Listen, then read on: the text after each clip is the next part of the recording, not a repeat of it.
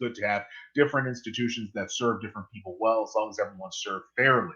But the problem is when you have rampant politicization, as we now have, to bring it even back toward the center where it's neutral, it's very difficult indeed. And when you consider the throngs of lefties who enter society every given year who become adults, it looks all the more unlikely.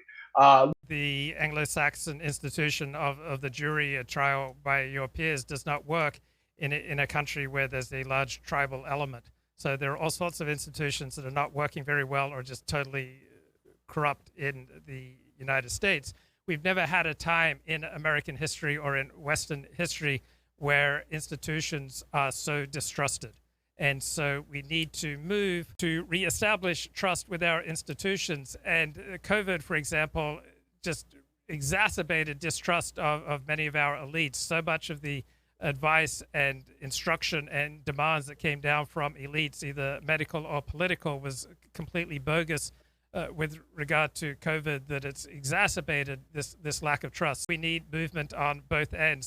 Nihilistic attitude that is widespread, that, F the elites, F the institutions, F everyone, I'm just getting mine. That's not a sustainable path either. We need to find a way to reestablish trust in our institutions. That requires work and change on both the part of the elites and also on the part of the masses. Nihilism is not a viable path forward. From Life of Brian, Luke's definition of being set for life is apparently being deplatformed from social media. Glad to have had a taste of this genius.